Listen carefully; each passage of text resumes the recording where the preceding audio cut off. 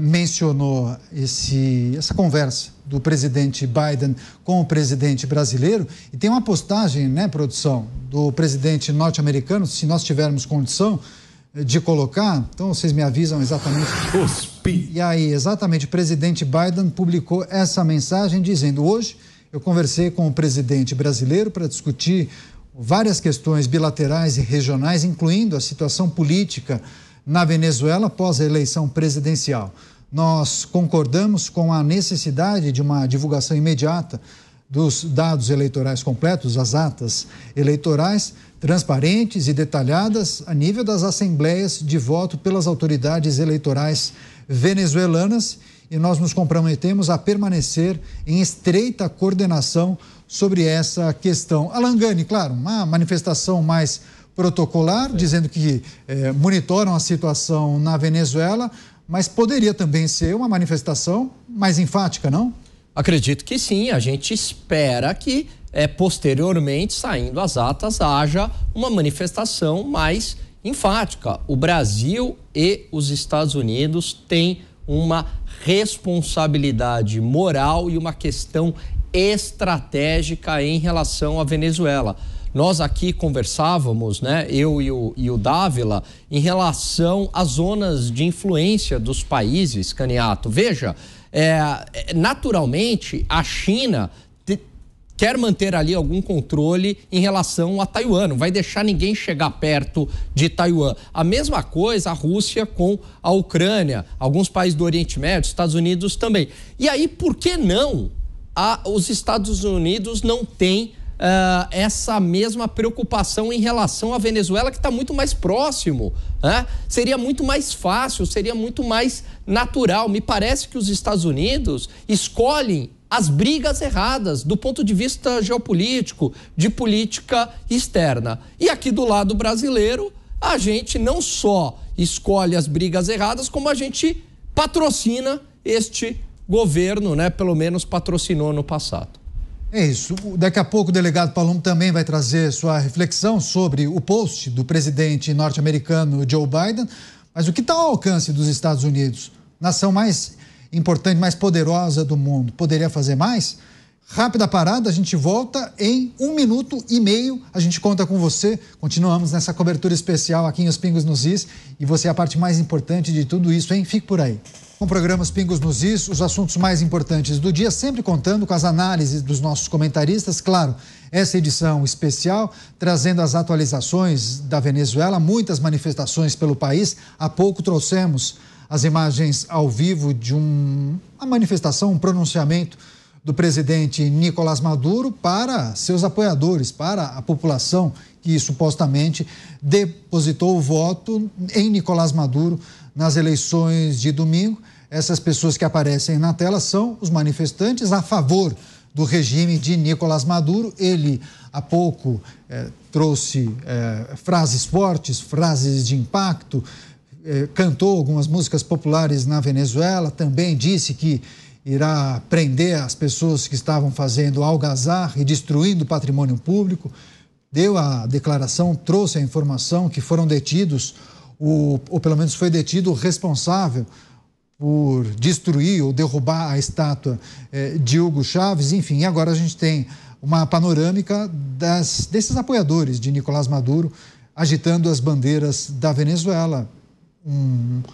Uma manifestação pacífica, ordeira e muito possivelmente organizada por figuras do governo com apoio estatal, essa manifestação pró-regime de Nicolás Maduro.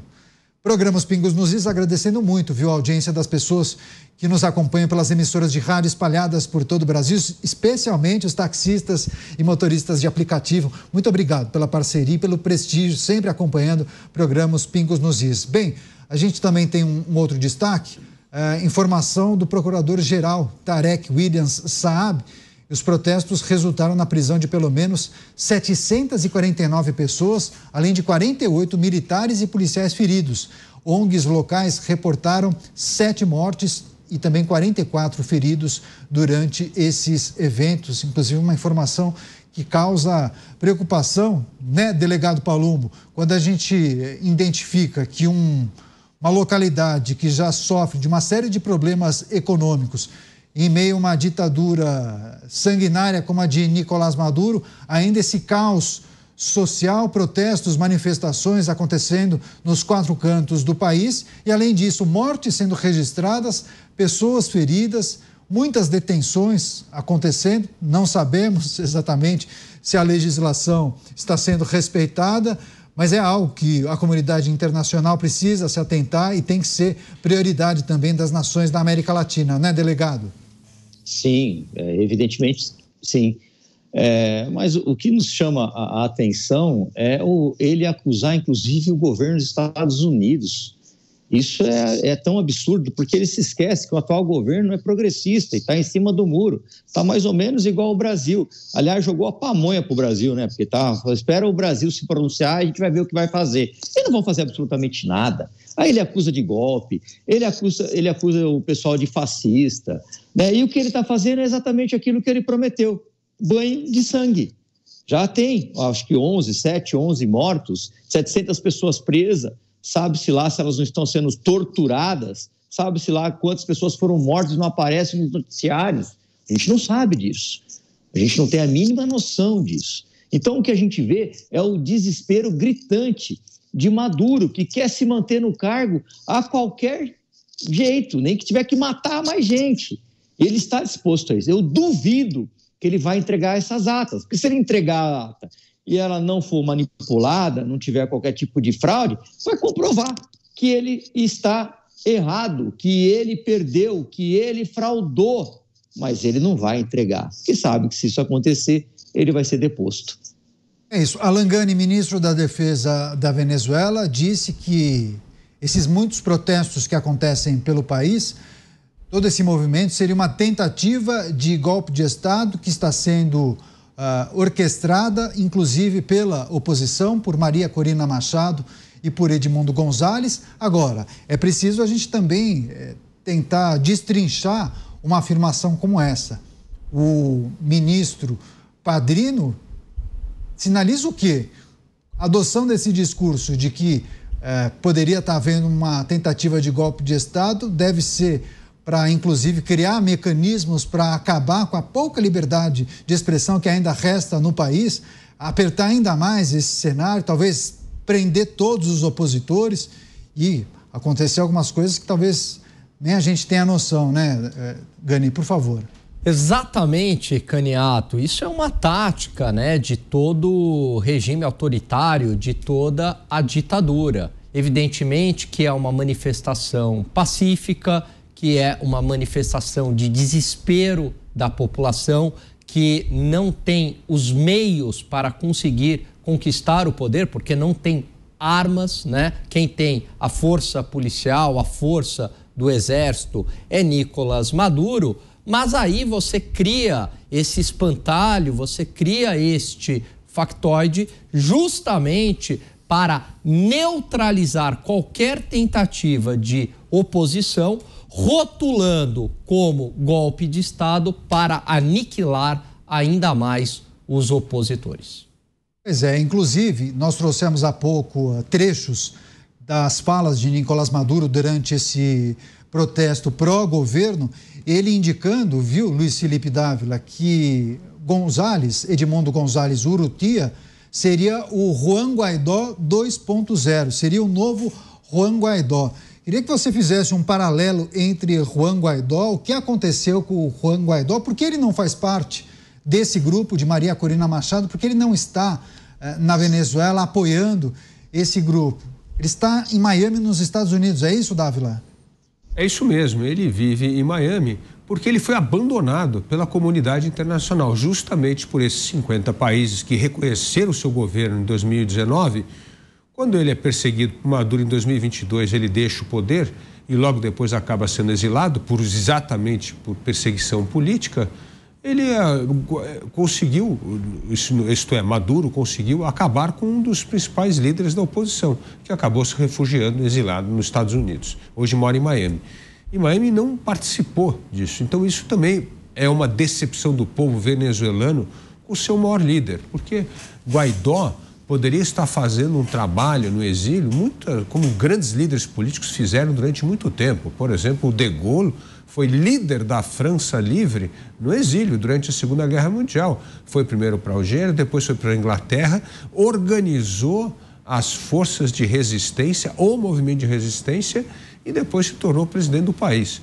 O Guaidó parece que ficou tão abalado com este abandono da comunidade internacional e do apoio que ele havia tido no passado, que ele simplesmente desistiu de continuar a luta na oposição venezuelana. E aí abriu espaço para novas lideranças, como é o caso de Maria Corina Machado, uma mulher de extrema coragem, que resolveu enfrentar o regime, porque sempre acreditou que era por meio do voto de eleições que ela ia virar o regime. Ela me lembra um pouco a figura de Ulisses Guimarães no Brasil aqui, que fez a mesma trajetória, sempre acreditando que por meio das eleições, mesmo que as eleições eram, vamos dizer assim, manipuladas pelo governo, que em algum momento a ditadura ia cair, porque no fundo o povo tinha sede de democracia e liberdade. E aí, realmente, no Brasil, o que aconteceu foi que o MDB foi ganhando eleições a partir de 1978, o governo começou a ficar desesperado, criou até uma figura estranha, que era o senador biônico, porque eram 2 senados, e a oposição não só ganha a maioria na Câmara, ia ganhar no Senado. E para não ganhar no Senado, criaram o tal do biônico, que na verdade era um 3º senador escolhido indiretamente pelo governo. Mas aí o que acontece é que nós temos um movimento aqui no Brasil das diretas já, e a gente vira e ganha, e a redemocratização acontece no Brasil. Então, assim, esse é um pouco o espírito de Maria Corina Machado, é resistir, lutar, acreditar que o povo tem sede de democracia e liberdade e persistir. E essa coragem dela é exemplar. Tenho certeza que é isso que inspirou as pessoas a votarem em Edmundo Gonzalez e a se mobilizarem nas ruas. Agora, Edmundo Gonzalez é um diplomata de carreira aposentado, portanto, uma pessoa absolutamente inofensiva, que nunca havia feito política, mas foi o único candidato que o regime de Maduro aceitou como candidato da oposição, porque se também não ter candidato de oposição, ficaria uma ditadura escancarada. Então, precisava ter um candidato. Qual é um candidato que ele achava que venceria facilmente? Esse era Edmundo Gonzalez. Só que aí a oposição se reuniu em torno dele, com o apoio principalmente de Maria Corina Machado, trabalharam duramente nessa campanha e ele saiu vitorioso nas eleições de domingo. Agora, o único que não reconhece essa vitória é justamente Nicolás Maduro. Pois é, inclusive a produção separou uma postagem nas redes sociais, no X, da presidência da República da Costa Rica. Se a gente tiver essa postagem, enfim, é um vídeo em que a liderança e a chefia do Poder Executivo da Costa Rica formaliza e oferece asilo político a Maria Corina Machado e também Edmundo Gonzalez e também outras pessoas que estejam sofrendo perseguição política na Venezuela. Então, essa é a manifestação do governo da Costa Rica oferecendo asilo político a Maria Corina Machado, Edmundo Gonzalez Urrutia e também outras figuras que representam a oposição na Venezuela.